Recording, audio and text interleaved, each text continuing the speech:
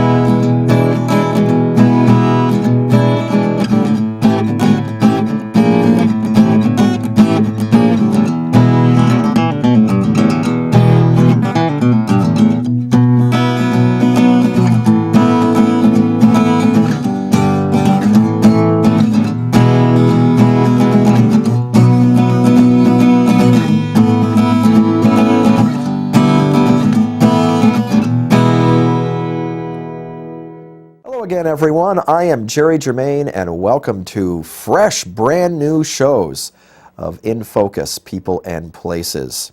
And we've had a number of changes that have taken place. And first of all, want to welcome all our brand new viewers up in Vergennes and Chittenden County on VCAM. That we're very excited about expanding our audience up into that neck of the woods here in the Champlain Valley.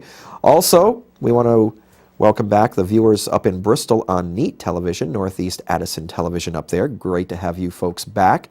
And of course, our viewers right here in the Middlebury area on MCTV. Welcome back to everyone, and we've got some great things in store for you. One other really quick thing I want to mention before we tell you who's on the program today is that we have shortened our website.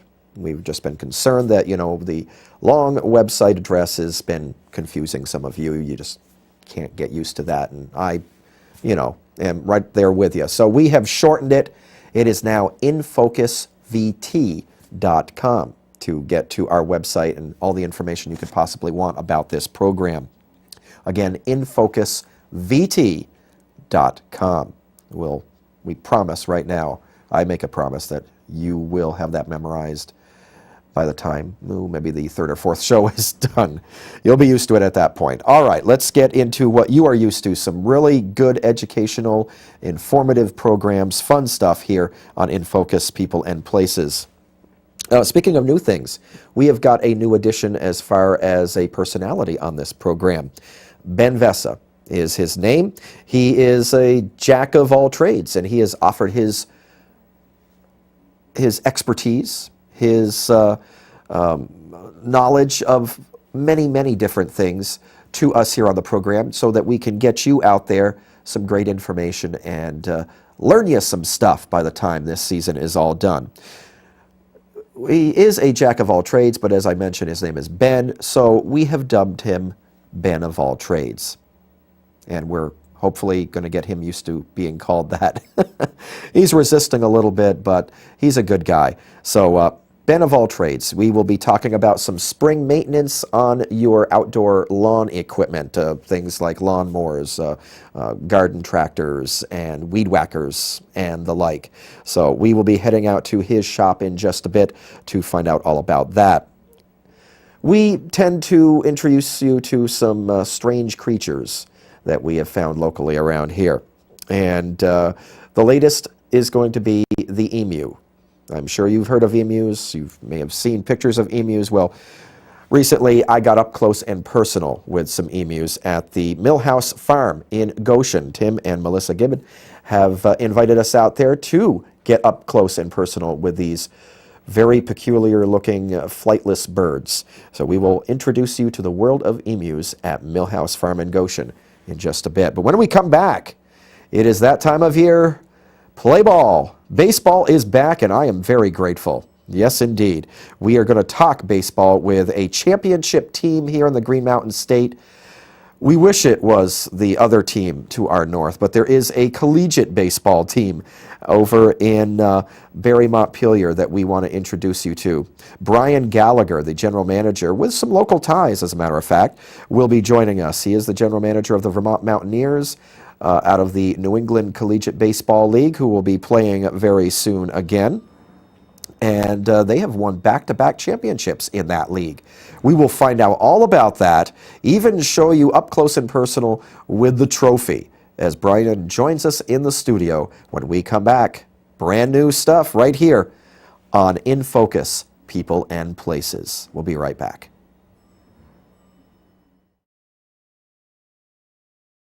Global warming is a problem. It's a problem. I wanted to do something to become more energy efficient. To protect the environment.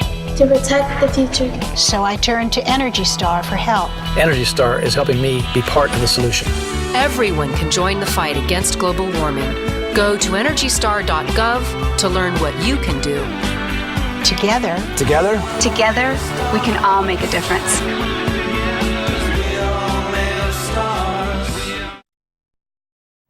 As promised, it's time to play ball. Baseball is back. We're all thinking about heading out to the ballparks around the area and watching baseball being played. And right now we are going to be finding out all about the New England Collegiate Baseball League and the Vermont Mountaineers. We've got the general manager of the Mountaineers with us to tell us all about it. Brian Gallagher, welcome to the studio. Thanks, Jerry. Welcome to INFOcus. And you have Middlebury connections. Yeah, I actually worked down here. I did my student teaching at Mary Hogan and at Middlebury Union High School. Back in the early 1990s, coached some baseball as the assistant baseball coach, and a little bit of tennis. The following year, worked at the rec department, and my wife's from the area. So it's definitely nice to return to Middlebury and get to see some familiar sights. So we're glad you're here. Brian, tell us all about the Vermont Mountaineers. They've been in existence 5 years, I believe. Yeah, we're going on our 6th year this coming season, and very excited to be in the New England League. Had a lot of prospects come through, and certainly been a big push for Central Vermont and something for people to do in the summer. Now, we should mention that INFOcus leaving the Champlain Valley, we're heading over to Central Vermont, but I know a lot of people from this area head over there to watch baseball because, I mean, there's a lot of baseball fans out there, especially with the success of that New York Penn team to the north. Right.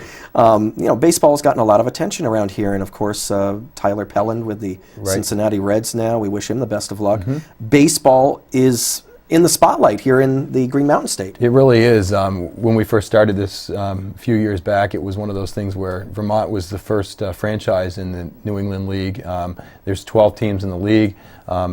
We really have taken off in the community. We average 1,700 fans a game over the last 5 years. So it's been a really positive thing for the community. Certainly a lot of our players are in the minor leagues now, working their way up through the system, looking to get to the Major League Baseball level. Potentially could have our first round draft pick this year with Chris Friedrich. Played with us for 2 years, helped us win a championship, and we're hoping he gets drafted within the first few picks of the draft, and hopefully by the Red Sox. That would be a great story. that would be great. We wish him the best of luck. Now, yeah, that is the frosting on the cake. We've got a trophy here, and you've won it 2 times in a row, 2 seasons in a row. Right. Being a young franchise, we've been in the finals the last 3 seasons out of 12 teams, won it the last 2 seasons, and certainly have been kind of the envy of the league and helps us recruiting the following year. It's like success breeds success. So now that we're winning, it just helps us get better and better players each year, and a lot of recognition from Major League Baseball, a lot of scouts at the games, and it's really a chance for the college players from all over the country to showcase their talent in front of scouts and get noticed to be drafted as soon as they can be. So, yeah, this is on par with some of the high-profile collegiate summer teams like the Cape Cod League. I think everyone's heard of the Cape Cod League. Right. This is the same kind of league? It is. In fact, out of the 300-plus teams in the country, we were ranked number 4 last year. There was only one Cape Cod team that was ranked ahead of us, so we were ahead of all the other teams except for one. And it's just a great recruiting tool when you can say you're the number 4 team in the country. And by the way, the Cape Cod team, who's famous, has been around 100 years. We've only been around 14 years as a league, and only five years in Vermont. To be able to compete for those same players is a big plus. And I think a big plus as well is the field on which you play. I've been over there, and I have to say, kudos to the folks in Burlington. Centennial Field is outstanding, probably the oldest minor league ballpark in the country. But the Montpelier Rec Field, you just have a gorgeous view there. You are set right in a little valley. It is beautiful. Yeah, it's one of those gems. I think that in the league, it's certainly considered a gem, as well as Robin Roberts, who's a Hall of Famer who comes back every single year. He's got his number retired there. He comes back and considers it like great memories for him, and he played here in 46 and 47 and went right to the Phillies after that, and then, of course, into the Hall of Fame many years later. And Ray Fisher, who was from Middlebury, back coached, and he was with the Chicago the Black Sox scandal back in 1919, was probably one of the only players around at that time that wasn't trying to throw a game, and actually got beaten one of the games. He coached Robin for many years, and so there's a great history as far back as like 1896 in Montpelier with the old Northern League, and it was pretty much dormant for 50 years until the Mountaineers came back, and now Robin comes back every year to look at the park, and his plaque is up there as well as his number retired. So That's awesome. You've already retired numbers. We did that the first year. I met him in Cooperstown at the Hall of Fame inductions and said, if we get this team, we're looking like we're going to get it, would you come back? And he said he would, and he's a man of his word. He came back the next year. We retired his number, put up his granite plaque, and he's been back every year since then, and he's on our board of directors, which is nice. Now, every year, I believe you've made more and more improvements to the rec field in Montpelier, and now I guess you've got a big kind of capital campaign going to really put some improvements in there? We do. We've put in about $500,000, and we're a nonprofit group, so any money that comes back into the team, we're made up of volunteers, so we all work full-time jobs. This is a passion. It's a thing for us that we've just all do part-time as a nonprofit, and we owe about 7 more years on the improvements that we've put in. It's like having a mortgage. We just keep putting it in. The city owns the property, but the Mountaineers are one of the teams that plays there. We play the high school teams play there, the Legion, the Babe Ruth, the Men's League. So everybody uses the field, but it's a great ballpark. So. And you've got great fans. Yeah, the You've fan got base great is solid. support in Central Vermont. It is a big support. The sponsorship has been great. We've still got a couple banners left, but pretty much for the most part, our banners sell out every year. Our game night sponsorship. We average 1,700 fans, over 200,000 in the first 5 years, which is, head and shoulders more than what we ever expected. Now, I know, Brian, you tout yourself as Central Vermont's team, but really, I mean, you would love it if fans came from all across the state. Yeah, we have season ticket holders from St. Albans to St. Johnsbury to Lyndonville. I know there's a lot of folks that come from the Middlebury area up to see a game. It's only about an hour and 15 minutes away, and it really does bring people of all generations back to the ballpark, and to see the players that are future Major League players when they're still approachable. We open the gates after every game, and kids come out, and get autographs, get their whole ball signed by the team. You don't see that at the Major League level, but it's a great chance for them to see them. And the kids love Skip. Exactly. Skip is our 7-foot mascot. He's a woodchuck. He's rollerblades. He jumps off dugout roofs. He's out there interacting with the fans, and he's probably one of our most popular celebrities around town. So, well, talk about the manager. John Russo, who's been the manager, top manager in the league 1 year, and also the All-Star manager 3 straight years, and has helped us get back to the championship 3 years in a row. He's from Illinois. He's just outside of Chicago. He's coached at the collegiate level, at the high school level. Certainly knows what he's doing, does a great job recruiting, and he's coming back again this year. Talk a little bit about the level of baseball play. I mean, it's college level. You don't use aluminum bats, though, do you? Right. It's a wooden bat league, and Major League Baseball partially sponsors the league. They give us a contribution every year because they want to see these top prospects hit with a wooden bat. It's a lot different than the college level where they're hitting aluminum bat, and they may be hitting 500 with aluminum, but they may be hitting 250 with wood, and that's what they want to know, is how are they going to perform at the minor league level. Many of the players we've had have been drafted already out of high school, but they choose to go to college, get a 4-year degree, and then go back in the draft after their junior year. And that way they're usually going to command a lot more money. If a first-round draft pick could make $3 to $5 million, once they've completed school, they may be offered $100,000 out of high school. So they get their college degree behind them, and then if they don't make it in the pros, then at least they've got that degree. So in a lot of ways, we're a higher level than minor league baseball, single A level, because these guys have gone through 4 years of a college program at a high level at Arizona State, Michigan State, and they're a little more advanced. So. And the pitching, we were talking about the hitting and pitching at this level. Right, guys are being clocked, in the mid 90s at this level. Chris Friedrich, who was a future first-round draft pick probably in June, You know, he hit mid-90s and had a bunch of scouts wherever he went. He pitched for Team USA.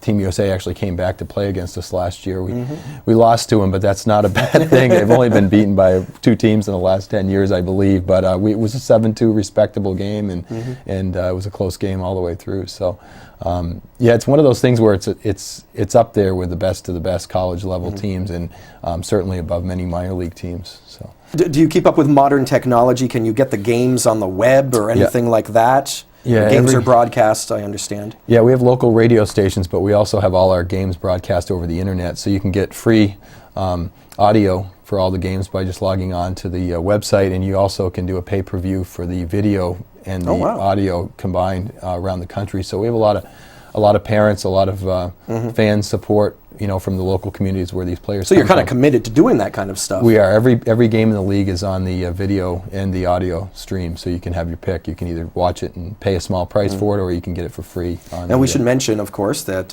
we go to our website, INFOcusOnTV.com, and we'll link over to the Mountaineers website, so you can get all the latest information, all the latest news, and you can even check out alumni. And as you mentioned earlier, a lot of players have moved on to, you know, organized professional baseball. Right. We have, I think, of over 40, 45 players right now that have signed pro contracts, and many of them are still working their way up through. We had the AA Pitcher of the Year last year, Rob Delaney, who's working his way up through the system. Certainly guys with about every major league franchise, from the Yankees to, we hope, our Red Sox guy this year. He's being looked at pretty.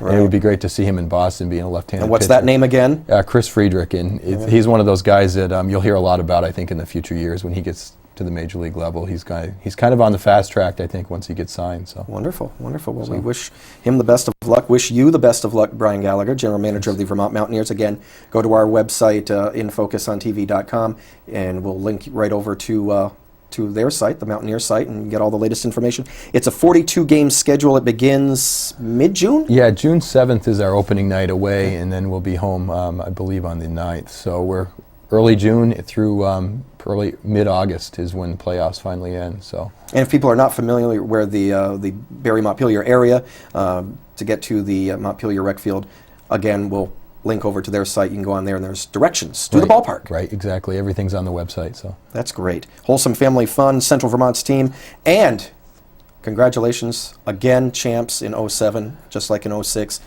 You brought the trophy home, Brian. Thanks. Well, we're hoping to do it for a three-peat. No predictions. We're not going to promise anything, but we're going to do our best to get back this year to the championship. So. All right, Brian Gallagher, thank you so much. Thank you, Jerry. Play ball. All right. Wish them the best of luck. That is the Vermont Mountaineers. We've got more on the way. It's In Focus, People and Places. We'll be right back after these words. Hello, I'm David Pitkin from Chestertown, New York. Regular guest on Jerry Germain's In Focus show. Some of you may be familiar with my book, Ghost of the Northeast, which has some real good Vermont ghost stories in it. I'm looking for Vermont ghost stories for my next book, which will be New England Ghosts, that should be out in the fall of 2009. If you have a good story and you'd like to get in touch with me, go to Jerry's website, infocusvt.com, for the details. Welcome back, In Focus, People and Places. We are on location in beautiful Goshen, Vermont, and we are at Millhouse Farms, and we have the owners of Millhouse Farms right now. We have Melissa and Tim Gibbett with us, and we are here to talk about a large flightless bird from Australia that has landed in the Green Mountain State. First of all, Melissa, give us a little background. Tell us about Millhouse Farms. Well, Millhouse Farm is a farm that's been in my family since the early 1800s. We're 7th generation, and we're happy to still be here, and we decided about 3 years ago we would become organic, and that's what we're doing. All right, define organic for people out there that are not really sure what you're talking about by organic. Well, we are certified organic, and that means that all of the food that the animals get have not been treated with any chemicals. They don't get any medication. Everything that they get is natural. All of their food is natural. Tim, my question for you is, why emus? I mean, you have donkeys, you have chickens, you have goats, you have the usual kind of animals you would find on a farm. here in Vermont, but emus you don't find everywhere, especially here in Vermont.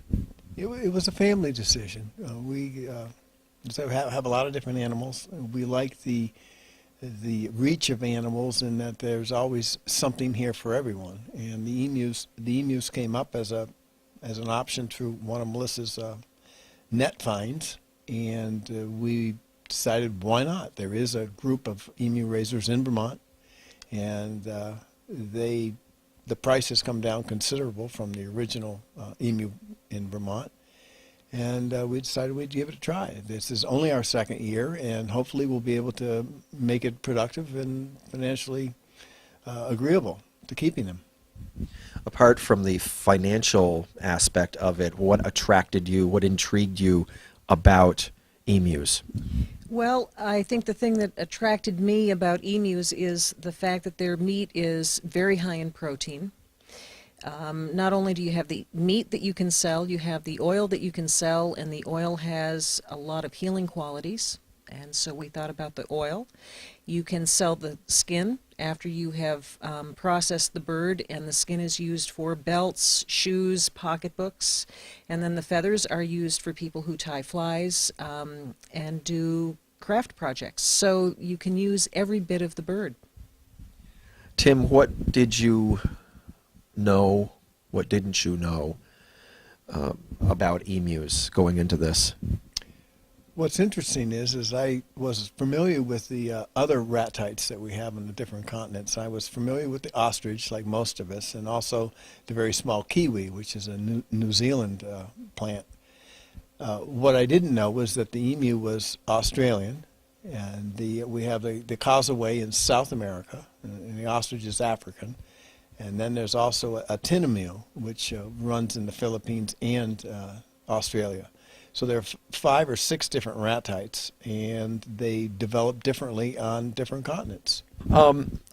Speaking of this, here we have an egg. Yes, this is one of our emu eggs. An emu egg is about the same in amount as between 10 and 12 chicken eggs.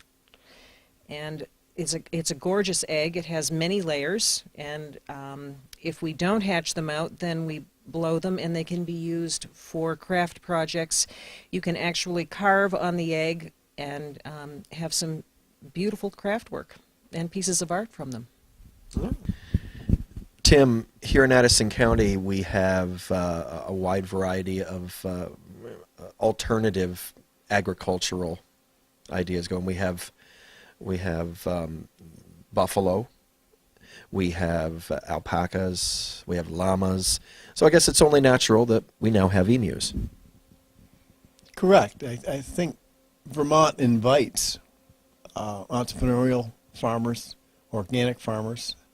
The certification process here enables the small farmer to come back into Vermont and to make a small living at it, hopefully.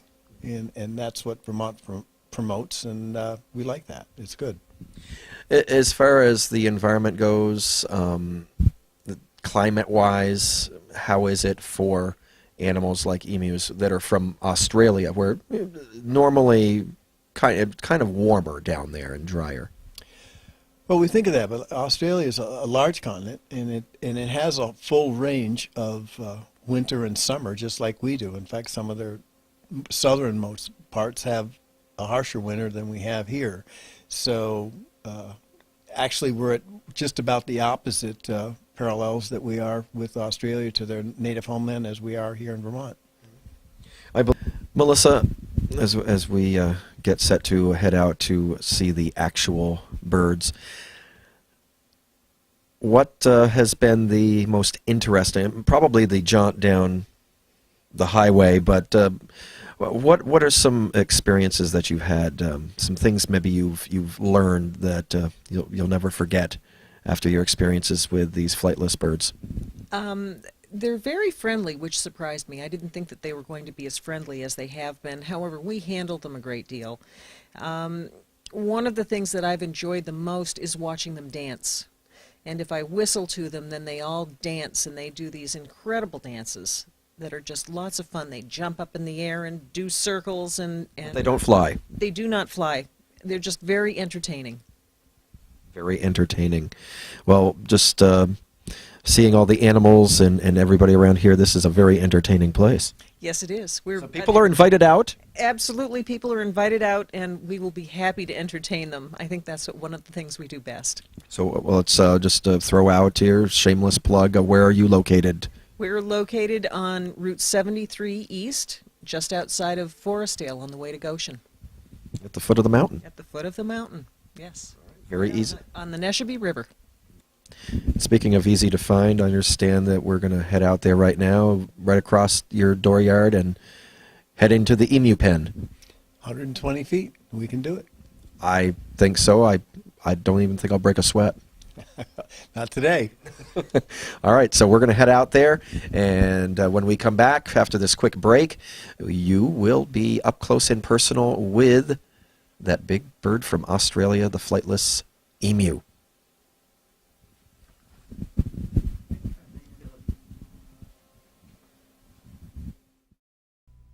When you become a pheresis donor, you play a special role in helping to save lives. There are patients among us who need platelets and other blood products each and every day. Perhaps it's a cancer patient undergoing chemotherapy, or maybe someone receiving an organ transplant. And since platelets last only 5 days, the need for platelet donors is constant. Please consider becoming a volunteer pheresis blood donor. Call 1-800-GIVE-LIFE for more information and to find a donor center near you.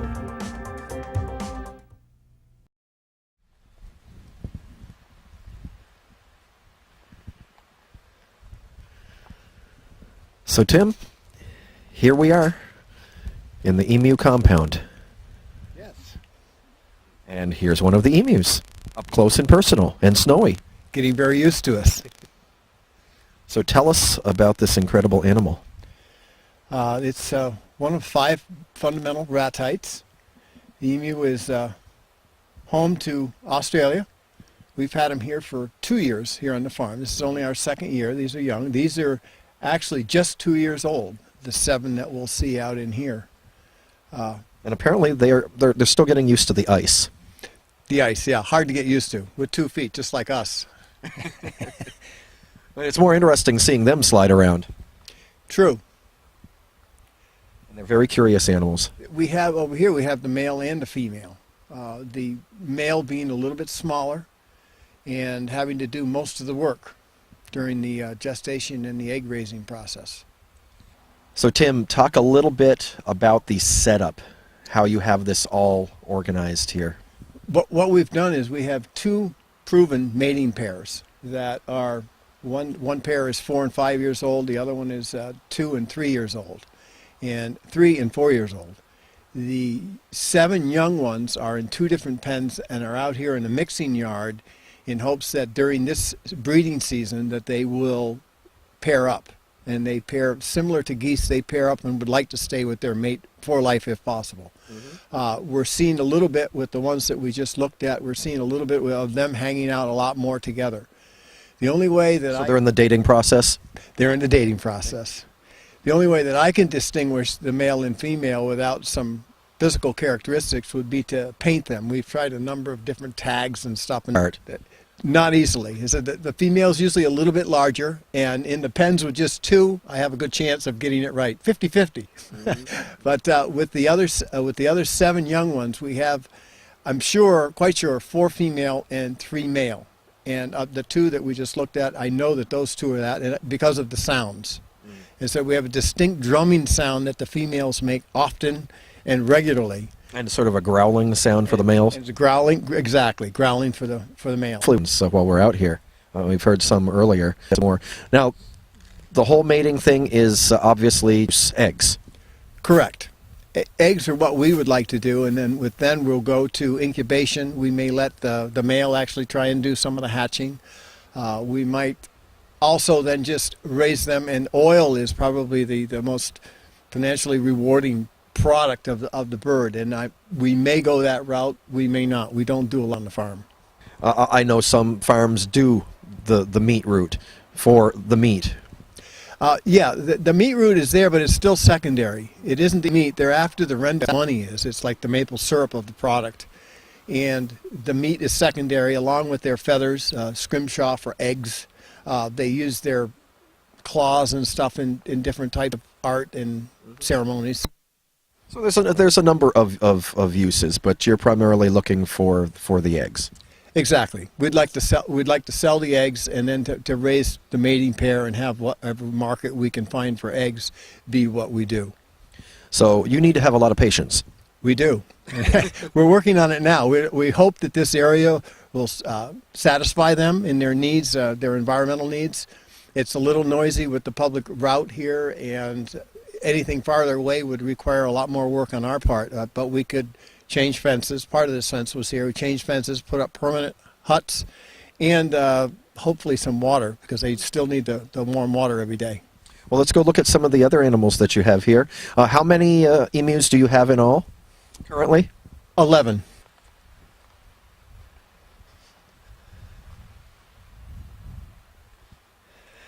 Well, Tim, we are in the area for the mating pair that you have here, and understand that we might find an egg, possibly. I'd certainly like to. This isn't the pair that's produced very well this year, but they are proven. They're both old enough, and they have done it in the past. They just haven't done it in the last 2 years here. Now, I understand that there's environmental reasons why they haven't been producing like they should be. Well, the female controls the whole process. I said the ratites are born with all of their eggs, and in this choosing of the right environment, there are things of noise, people, cameramen, and stuff that make issues. Don't worry, we'll leave soon. Right. And we're not sure what it is. I said the public highway may be part of the problem. It's only been 2 years in a new environment, and they may be more temperamental than others. I know you have snowmobiles nearby. We do. Vast has a trail here, and they've been really accommodating and trying to keep out some of the sound and some of the sight impact. And we'll see. What our real hope is in the 7 young ones that actually grew up in this environment. Our hope is that this won't be too noisy or too caustic for them to have issues with. Wintertime is the mating season. Right. Interesting enough, it's wintertime and at night, and it starts. The mating starts in December, January, and the egg laying starts January to March. Good emu will produce 20 to 60 during their 3-month egg laying time, and we've only gotten 2 this year, so it's been difficult. And not as exciting as it should be. How many, I mean, you've only had 2 so far.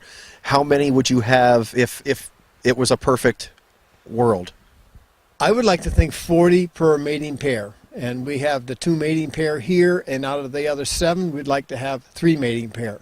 So that's a good number. Then we could hatch off and then grow up and retire the ones that have had a long life, which is 10 or 12 years.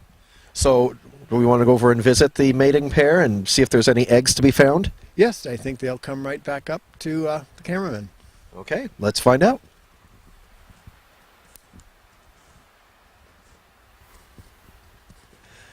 Tim, tell us a little bit about the blue areas that we're seeing on some of these birds. I understand it's sort of a balding spot. I mean, is that an easy way to tell the elderly birds?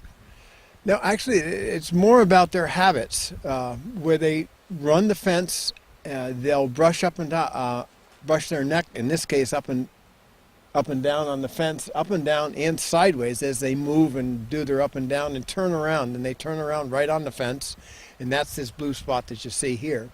The head feathers seem to thin out with age, but then they seem to grow back in during the winter time and then thin out again in the summer, because their top notches, if you will, change in structure and size. Talk a little bit about that snake-like neck of theirs. I mean, it's obviously a strong muscle. Well, it is their center of awareness. Gravity? Gravity is lower, but their center of awareness, certainly, with their eyes and their mouth. They use their mouth for tasting and sensing things. Obviously, their eyes for the visual impact. But it's also from down in the water that they do, it's very flexible. They move it back and forth on the fence. When they run the fence, they'll move it sideways and up and down. They pick at it. They pick at their whole body with their face, so it turns around well. And it's part of their bravado, if you will. The females do it when they go up to another emu here and they wish to do something. They'll stand up on their tiptoes and their head comes up, and they try to get that full height all the time. And that's when they're bigger than us. And you alluded to it earlier, and people will probably find this fascinating, but you know, they're flightless birds, but they do have wings. They do, and that's the small little wings in front, and that's what we would call the handles. If we were to move the birds around, we would hold on to that part of them. Yeah, they're not very easy to see. Let me see if this one will stay here for us. Okay. Check out the wings on this flightless bird. One of his is broken, actually, and you can see that it's hanging down. But and that was from a moving thing. He came that way. Actually, it broke the day that we picked him up when we ranched him up off the farm in Providence. Oh, well, we checked out one of the eggs earlier when we were inside. Where would we find the egg out here? If we were doing our egg hunt, where might we find one? Any place. She drops them out at nighttime, and it's up to the male to take care of it, manage it, and put it in a small clutch if we can get it together. So you think there may be eggs out here under the snow? Well, I don't think so because I check all the time, but yes, there could be. Okay. So, what kind of an industry is this? How big an industry in the state of Vermont is this? Size-wise, I don't know. I know that the excitement and the thrill is actually coming down. And I know that because of the cost. Here's a large. There's some feathers. Yeah, this is a large. It's actually feather, Jerry. This is the different part of what I was talking about. This is the emu feather, very distinct. One quill, two feathers. Well, that's going to do it from Millhouse Farm in beautiful Goshen, Vermont. Tim Gibbon, thank you so much for having us here, and to your wife, Melissa, for having us out here. This has been a very educational and fun time. And again, where might people be able to find more information on maybe getting into this industry? Who should they talk with? There are a number of books that are put out that I'm sure the library has, and then also online. So basically you would probably want to Google emu, and that is spelled E-M-U. Correct. E-M-U. Thank you so much, Tim. And coming up, a new segment, something new that we think you're going to enjoy. And again, all along the lines of education and informative stuff, we're going to head out to the garage, to the shop, with a new member of the team here on INFOcus People and Places, Ben of all trades. We are going to get you ready for spring. That's right, as we tell you all about some machinery that will be important to you as we head into the warmer months and how to keep them running like they should be. Coming up, Ben of all trades, when we come back on INFOcus People and Places.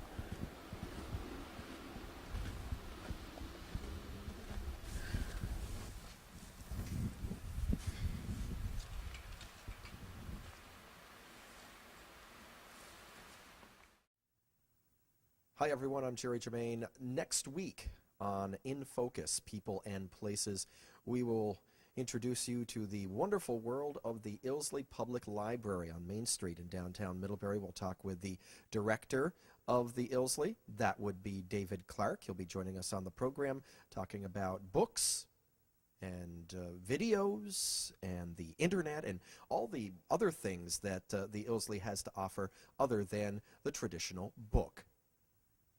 Also coming up on the program, we will talk compost with an expert on compost from the Addison County Solid Waste Management District on Route 7 South in Middlebury.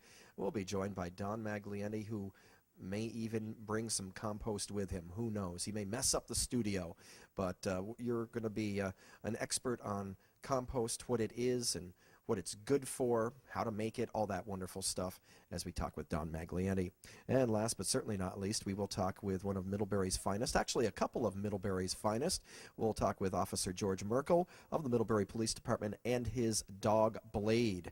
We'll talk about Middlebury's canine unit, a very important part of the Middlebury Police Department. All that and much more coming up on INFOcus People and Places next week. And of course, remember to check out our website for more information on guests, past, current, and present, and future shows of INFOcus People and Places at infocusvt.com. That's next week on INFOcus. Hello again, everyone. I'm Jerry Germain, and welcome to Taylor Rendell. We are going to be adding a new segment to our show, INFOcus People and Places. We have traveled down Route 7 to Taylor Rendell, where we have Ben Vessa with us, also known as Ben of all trades. Hi there, Jerry. How are you today? I'm doing fine. Now, you're not really comfortable with that, but we couldn't call you Jack of all trades because your first name is not Jack. It says Ben. Ben on my shirt, yeah. Okay, so you're kind of stuck with that. And if I read it, it says Neb. Okay, well, we're not calling you Neb. Ben of all trades, Ben Vessa is here, and you are an expert in pretty much a lot of different things, and you're going to be showing up on INFOcus throughout our season with a lot of helpful information for people, not just about maintenance, but cooking, maybe some carpentry, some painting, a little bit of everything. We're going to try to do a lot of everything just to help the average person see what they can do on their own without having to go hire it done. Just little tips for helping them out and doing things. And people that know me know I know little about everything.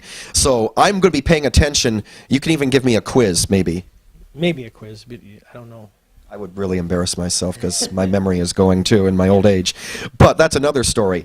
Today, we are going to talk, we're here at Taylor Rendell in your shop, and we are going to talk a little bit about some machinery. Some people may be familiar with, others might not be, but definitely we want to give some helpful advice on getting ready for spring. The warmer weather will be here, and we want people to be ready. Let's head back to fall to start things off. Sure. Proper storage. And we're going to start off with a push mower here in a few moments. Push mower, yes. What is the proper way of storing that in the fall when the cold weather hits? Well, the first thing you want to do is make sure you keep it clean. Clean off all the old grass and everything from under the deck, which will prevent it from rusting and rotting. Then engine-wise, you want to put in a full tank of fresh gas with fuel stabilizer, the correct mixture for about how much you're putting in, how many gallons. Start it, run it 15, 20 minutes before you put it away, and then store it in a proper sealed, like covered up under a tarp, in a nice shed, whatever you have, to keep the weather off it, keep the water out of it, and keep the critters out of it. Oh, that's very important, this being Vermont. Yes. Critters everywhere. Yes, lots of them. Kids, too. Yes. Kids. The kids away from them. Their fingers, yes. Now, a lot of times people will break something out in the spring that they stored away in the fall, and it doesn't start. Yes. What would be a contributing factor to that? Why does that happen so often? Most likely that happens from not putting stabilizer in the fuel, not making sure you're using clean fuel, not doing routine simple maintenance as in spark plug or changing the oil or any of that real simple, small. Mostly it's the gas, the bad gas, letting it sit without stabilizer. But temperature make a big difference too? Yes, in the spring when you go to start it, you don't want to try starting it when it's below 40 degrees. Most of these engines and stuff are designed to run in the warmer weather, and their carburation is different for that. So it's just better to try on a warm, hot, sunny day. Now, does it make a difference? I know we can talk about chainsaws, smaller pieces of equipment. Is it all the same philosophy, the same theory, temperature, proper storage? Mostly on chainsaws and trimmers and stuff like that, the proper storage is the biggest thing. Just putting it away correctly in the fall. Just some basic tips just to help make it run in the spring. All right, when we come back, we are going to introduce you to Mr. Pushmower, and we're going to find out some spring maintenance tips as we continue with Ben of All Trades here on INFOcus, People and Places. Hello, I'm David Pitkin from Chestertown, New York, regular guest on Jerry Germain's INFOcus show. Some of you may be familiar with my book, Ghosts of the Northeast, which has some real good Vermont ghost stories in it. I I'm looking for Vermont ghost stories for my next book, which will be New England Ghosts, that should be out in the fall of 2009. If you have a good story and you'd like to get in touch with me, go to Jerry's website, INFOcusVT.com, for the details.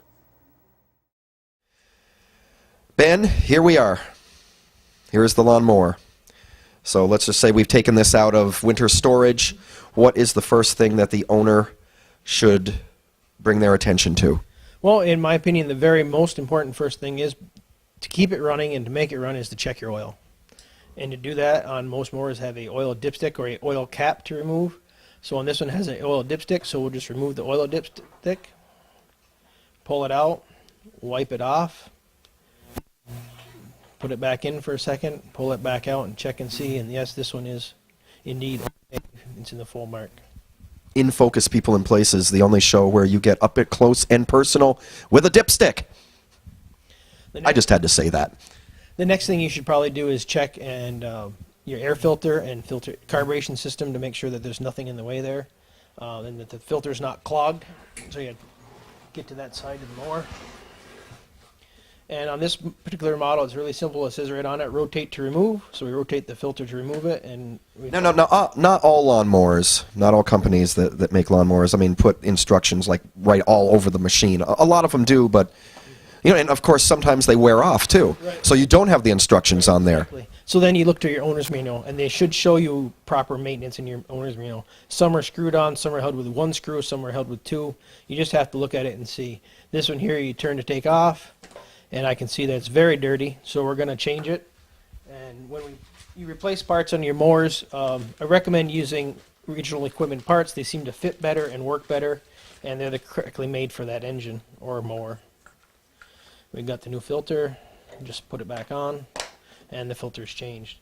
So another thing that I'm learning here is it's very important to keep the owner's manual. Yes, it is very important. File it away. File it away, yes. And the next thing we want to do is, we checked for that, is you want to make sure, the next thing you want to check is make sure there hasn't been a mouse nest built into it or a rodent nest built in. Look for mouse droppings or any kind of droppings like that. And if there is, look for insulation or grass and things hanging out of it, or pieces of cloth hanging out of it where you don't think that should be. And if you do, foreign objects, you might want to take it to your authorized dealer to have them clean it. Okay, what else should people be looking at? Well, the next thing we want to do is check and make sure it has gas in it, and that it is good, clean, fresh gas. Hopefully that they use stabilizer in the fall to keep it that way. And it does have gas in there. It's a black tank. It's kind of hard to see in. It does have gas, and it's ready. The next thing I want to do is to check underneath it for foreign objects and debris, and make sure there's nothing binding up the blade or not underneath there. Leftovers from last year, rope wrapped around its string or whatever.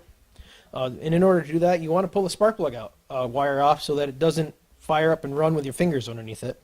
To be safe, you unhook the spark plug wire, stick it into a place where it's going to stay away from the spark plug, keep it about 4 inches away from it, because the sparks can jump.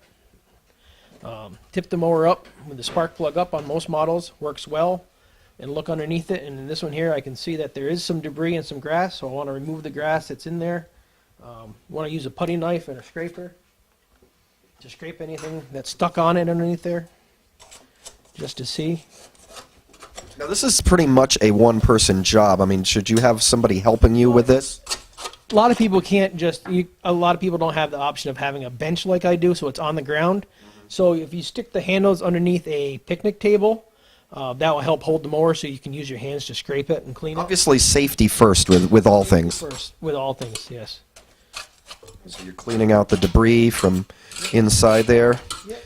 Now, talk a little bit about the blade. How often should that be sharpened? I mean, is that something you should look at too, the sharpness of the blade? In the spring, also when you're getting ready, to see if it's sharp, bent, dull, or broken, or stuff like that. And if it is in need of sharpening or replacing, the manual will tell you how to remove the blade.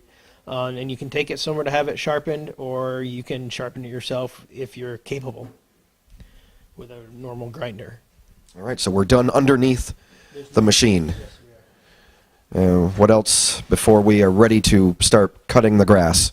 Well, the next thing I see that we need to do is the spark plug needs to be changed. And Spark plug's always important. Yeah, you use a wrench for that. A socket is best. A 6-sided socket's best that fits the socket. Spark plug. There's different size spark plugs located in different areas. And you want to use what's recommended in your owner's manual for the size of the spark plug. You don't want to put the wrong plug in the engine. You could have severe engine damage. Spark plugs. Taking the old one out. And installing a new one. And on this spark plug, I can see that there's lots of corrosion. So you want to make sure you clean your connections up. What do you? What is the proper disposal of old spark plugs? Well, according to what I've heard and seen, you can just throw them right in the garbage. There's no, they have not yet had a recycling box for them or anything, and that's where we've been putting them. All right. So the new one is in. And because I saw some corrosion in the spark plug boot, you're gonna want to see if you can get a hold of you can go to a parts store and get some dielectric grease. Put a little dielectric grease in there that will prevent it from shorting and getting corroded again. You just squeeze it into a little hole, just a little tiny bit, about the size of a pea drop, and then you put it on, and that should be ready to run. Or what about air in the tires? Well, on most push mowers, the tires are airless and do not require any air, but you want to check and see that they're tight and they're not falling off. 21st century lawn mowing, minus the air. Yes. Hard plastic. Yeah. Hard plastic, most of them, yes. All right. And now that's the lawnmower. That's the lawnmower. And we're ready to start it. Okay. And to do that, you want to take it to a safe place where there's nobody around and people aren't standing real close. All right. We're going to take a quick break. We'll be back with more tips on getting you ready to head out there and enjoy spring on INFOcus People and Places. Everyone, I'm Jerry Germain. Next week on INFOcus People and Places, we will introduce you to the wonderful world of the Ilsley Public Library on Main Street in downtown Middlebury. We'll talk with the director of the Ilsley. That would be David Clark. He'll be joining us on the program talking about books and videos and the internet and all the other things that the Ilsley has to offer other than the traditional book.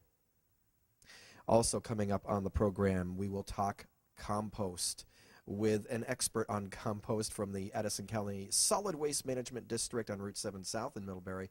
We'll be joined by Don Magliani, who may even bring some compost with him. Who knows? He may mess up the studio, but you're going to be an expert on compost, what it is and what it's good for, how to make it, all that wonderful stuff as we talk with Don Magliani.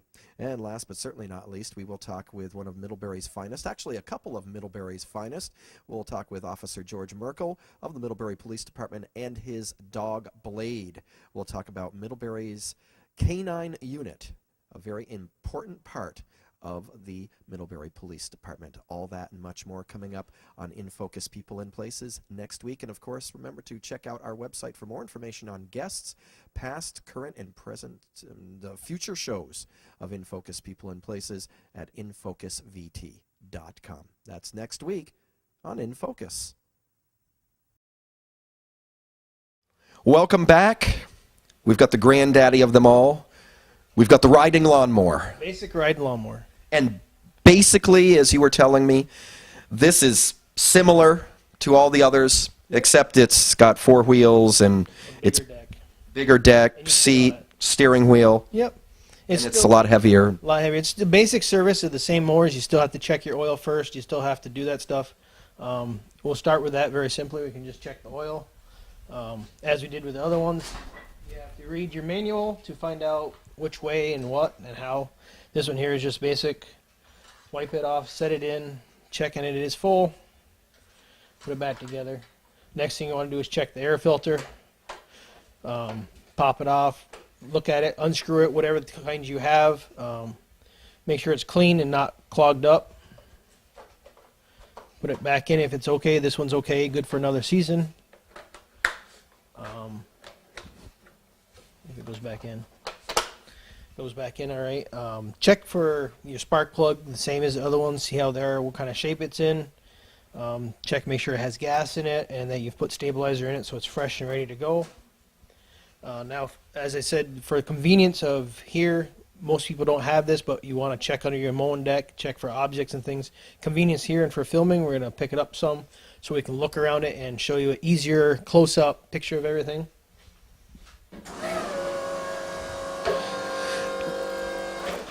Obviously, as you mentioned, people do not have a lift like this. Not everybody. Some people might.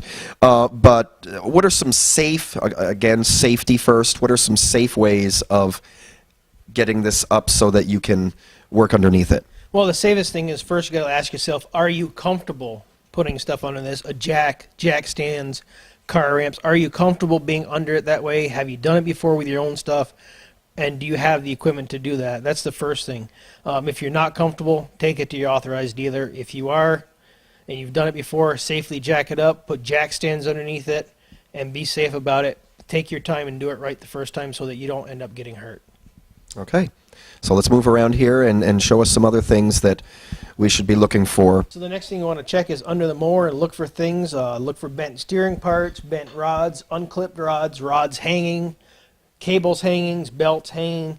The infamous foreign objects. Foreign objects, sticks, debris, grass buildup. You want to clean all that stuff out of there and make it look nice. When you're underneath there, it's kind of dark. You want to use a flashlight and check for things.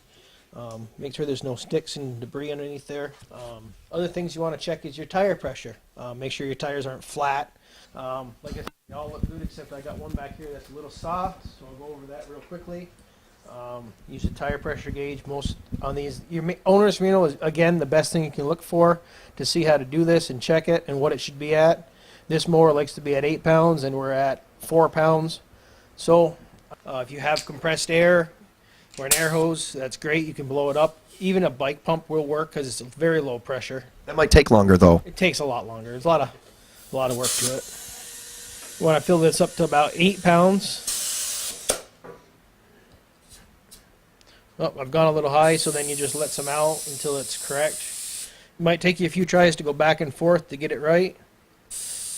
Again, it's just time and a little bit of patience. And I got 8 pounds in there. Put the cap back on.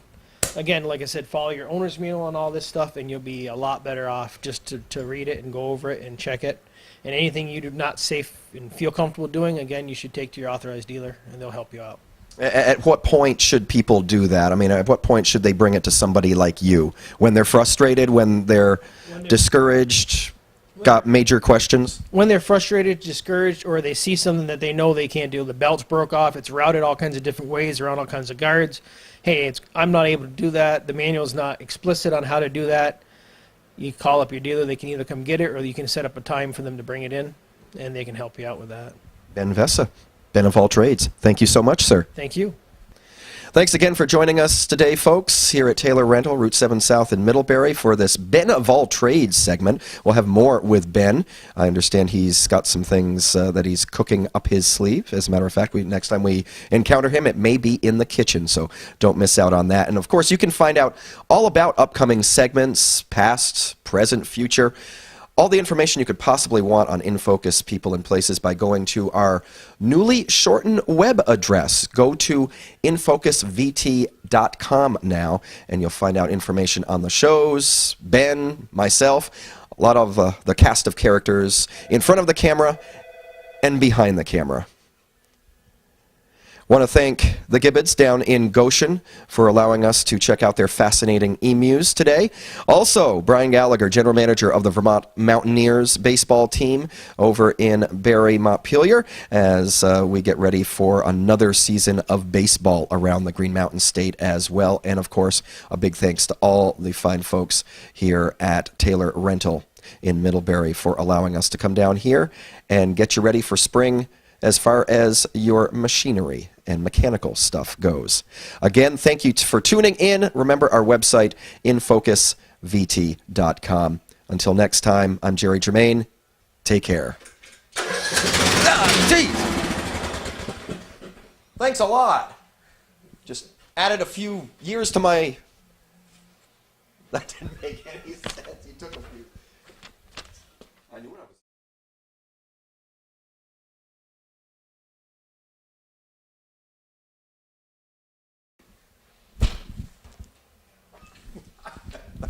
All right, sure.